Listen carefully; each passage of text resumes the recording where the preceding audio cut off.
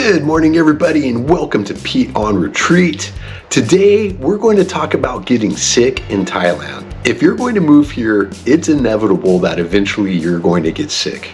Everybody gets sick here. It's not just tourists and expats. The local Thais get sick here just as often, if not more often, than the rest of us. Today, I want to talk about some of the more prevalent illnesses out here, the quality of treatments, the cost of health care, and a bit about insurance. I'm going to start off with some of this more informational stuff, and then I'll talk about whatever the hell it is I'm still fighting off after 10 days of being sick and 7 days of taking meds.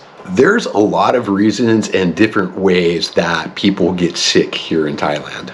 The most common illnesses are probably caused from food and water.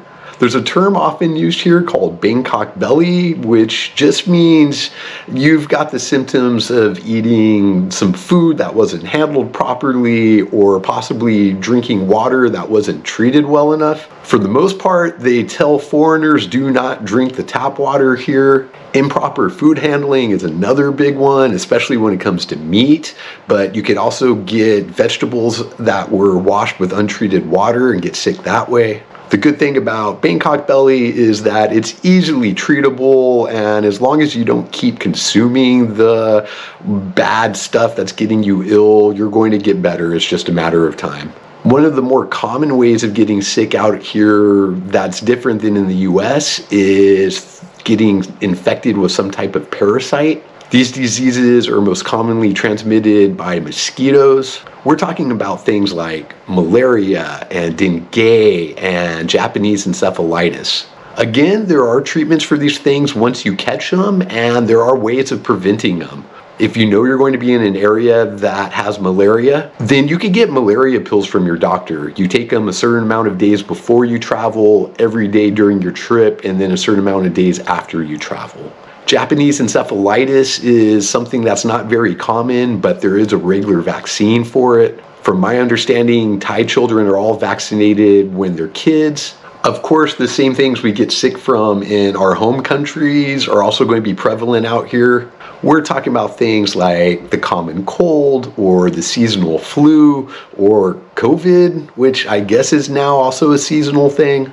Again, there's treatments for all of this stuff, and for the most part, it's not going to get you too sick, although some of these bugs in Thailand are pretty severe.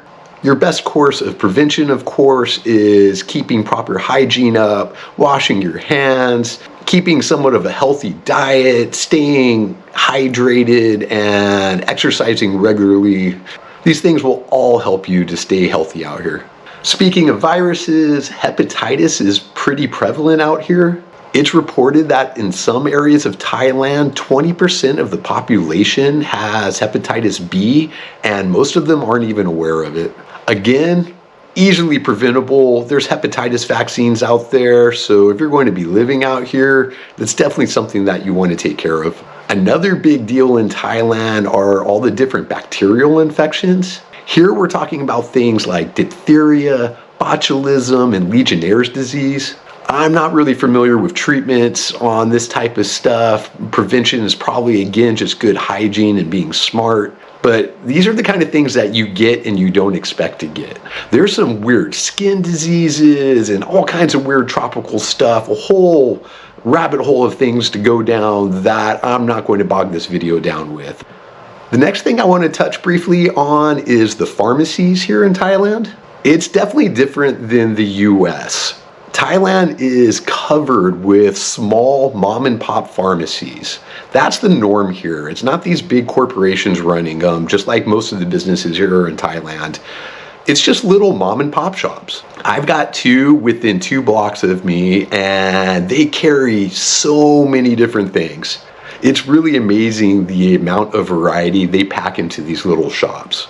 Chances are a pharmacy is going to have any type of drug or medication that you are looking for. Yes, there are some drugs that do require prescriptions, but this is Thailand, and honestly, if you go to enough pharmacies, you'll probably find one that sells something to you they shouldn't without a prescription. One big difference that I see here is It's common for a pharmacy to open up a box of a med and just sell you one sheet of them if that's what you want. A sheet can be as small as like 5 to 12 doses of something. I think this mostly has to do with just making meds as affordable and as available as possible for people that may not have the money to be buying a full box. Another thing you'll see here, especially in the big popular tourist areas, is people walking around and selling meds on the street. Now, buyer beware, most of these meds are probably counterfeit at best and possibly dangerous at the worst. Many of these are knockoffs or just impersonators, and they often come from places like China. I have no actual statistics, but I think it's safe to say 90% of them are not genuine. There is no reason to risk buying anything from one of these street vendors. You can easily find the real thing at a good cost from an actual pharmacy in town. The next topic I want to get into is insurance. Having health insurance is vital, as many hospitals require a guarantee of payment before they will start any treatment. You never know when you might get into a car accident. If you're getting older, things like strokes and heart attacks and other emergency things become more of a concern. I currently pay $85 US a month for my travel insurance. Yeah, I'm still on travel insurance. It's one of those things I need to switch over to a local insurance because I hear if something bad happens, it's just going to cause less headaches. I'll be taken care of quicker. I'm currently on Safety Wing, which is a very commonly promoted travel insurance among the Thailand YouTube community. Now, a lot of these guys are sponsored, but I did research it and I haven't heard any complaints about Safety Wing. When I first signed up, my premium was $65 a month, but when I hit age 50, I got pushed up into the higher age category, and so now I'm paying $85 a month. That's something else I should stress. If you're planning on retiring to Thailand or moving here for a long time, you need to understand that every 5 or 10 years, your insurance premiums are going to go up. The older you get, the more drastic these increases may be. So if you're doing a long-term budget, just keep that in mind. It's something that not many people on YouTube talk about, but health insurance costs are going to increase the longer you stay here. I've looked into some local insurance and it seems like my premium's going to go up from my current $85 a month to maybe $100 a month or $150 a month, depending on the type of coverage I want to get. I have very minimal pre-existing conditions and I'm a pretty healthy 50-year-old, so I think I'll be on the lower side. Some other differences with Thai insurance versus at least insurance in the States is that they have a lifetime renewal guarantee. What this guarantee is basically saying is that if I have a current insurance policy and I get diagnosed with cancer, the company can't drop me from my policy because of my new diagnosis. Another difference here with insurance as compared to the US is that here, area of coverage is a big part of what's going to make your insurance cost higher or lower. Being in Thailand, I'm going to have the choice of being covered only in Thailand or a bigger region such as Southeast Asia or pretty much all of Asia. Or I could go really expensive and get a worldwide insurance, but it's still going to have exclusions to it. There's going to be certain countries that are going to be excluded from all of these policies unless you're willing to pay basically what these policies would cost in the most expensive medical care countries in the world. Whatever policy I get here is not going to cover me for Singapore. It's not going to cover me for the US. The last thing I want to talk about as far as insurance goes is a lot of times when you're here and you're getting treatment, you're not going to use your insurance. You're not going to get that involved. The costs are going to be so low that it doesn't make sense to bring your insurance into it. If you're watching this video, it probably means you're considering moving to Thailand and you've likely heard that it's got affordable, high quality healthcare. Now, that's a great thing to say, but what does it actually look like? Is it really that affordable, and how high is the quality? The short answer is it is very affordable, especially when you're comparing it to the healthcare mess that exists in the United States. Last year, the Global Health Security Index ranked 195 different countries. Thailand ranked number 1 for all of Asia and ranked number 5 globally. Last year, Johns Hopkins University ranked Thailand number 6 globally.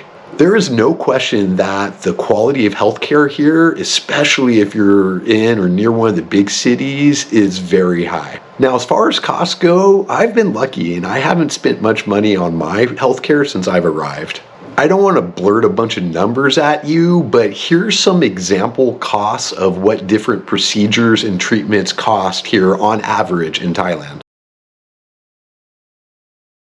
As most of you probably know, we are currently in the peak of cold and flu season for the entire northern hemisphere. There are all sorts of nasty bugs going around Pattaya right now. In the last 4 weeks, I know at least 8 people that have been sick. I know a couple people that were basically bedridden for at least 7 days. I also know 2 people that got pretty severe respiratory infections too. So what happened to me? About 10 days ago, I woke up in the morning with a very sore throat. I wasn't very concerned because I had a sore throat for just 1 day the week before. I had gone to the club the night before and was shouting all night just to be heard over the loud music. When I woke up again this last week with a sore throat, and I mean, it was really sore, I wasn't that worried because I didn't have any other symptoms. I just drank a bunch of hot lemon ginger tea with honey all day long and took it easy. On day 2, I felt pretty much the same until that night. That night, I started to feel a bit feverish. I got some chills, I got some sweats, and a little bit of nausea. I took a COVID test and it was negative, but I also decided I was going to go to the doctor the next morning. As I said earlier, Thailand is full of different ways of becoming sick. That said, in the year I've been here, I've been very lucky.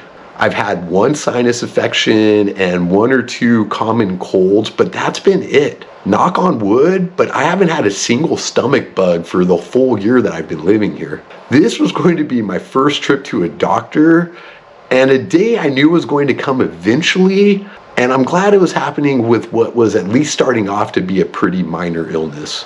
I had done a little research when I arrived about what my options were for doctors in the neighborhood. The night before I went to the doctor, I did a little more research, and that just reconfirmed my decision to go to the Dr. Oliver clinic. Dr. Oliver is a foreign doctor. He's from France, but he has a private practice here just kind of around the corner from where I stay. He speaks many languages: Thai, English, German, French, of course, and he comes highly recommended. I couldn't find any negative reviews on the practice or the doctor. I woke up early on day 3 and went to the clinic. Their website said no appointment needed, so I just showed up.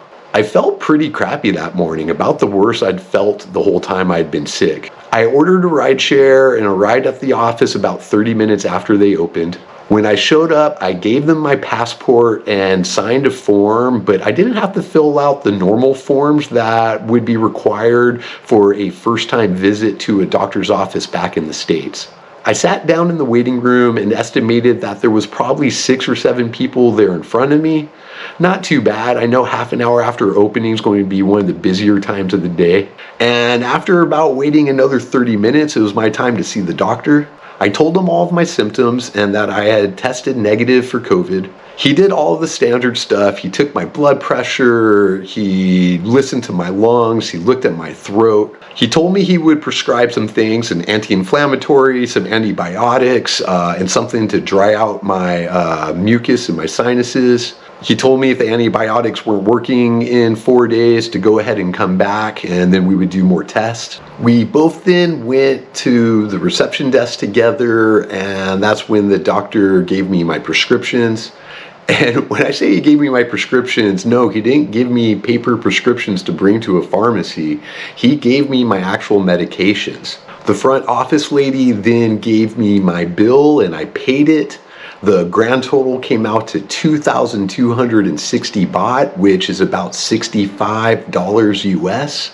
Now, mind you, this was without any insurance at all, and I feel like insurance is hardly ever used, if ever used, for these low-cost kind of treatments and visits. Back in the States, I had really good health insurance, but a trip like this with 3 different meds and a trip to the doctor's office would have likely cost me $80, and that's with my insurance. Oh, and the doctor gave me a bag of these killer high numbing throat lozenges. The funny thing is, I might have paid a lot more than I had to.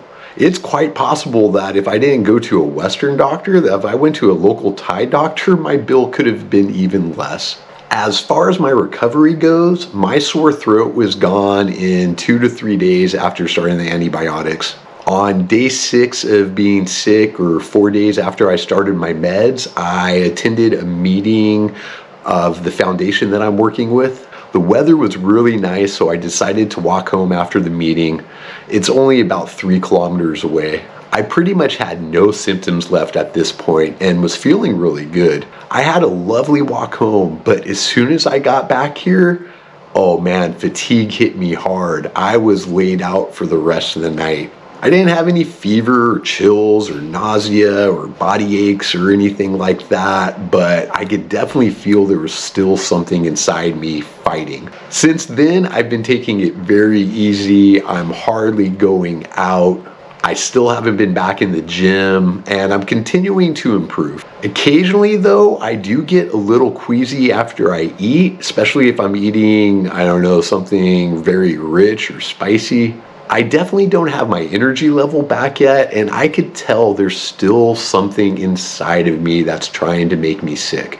Even with all that going on, the meds do seem to be doing their job, and every day I'm feeling better and better. There you have it, folks. That's my introduction to the healthcare system here in Thailand, and a little peek of what it looks like from being on the ground here. If you found this video helpful, please give it a like. Drop a comment down below with your experience of healthcare here in Thailand, or ask me any questions you have. I always answer every question and every comment I get. Consider subscribing to the channel so you don't miss out on any of my other videos.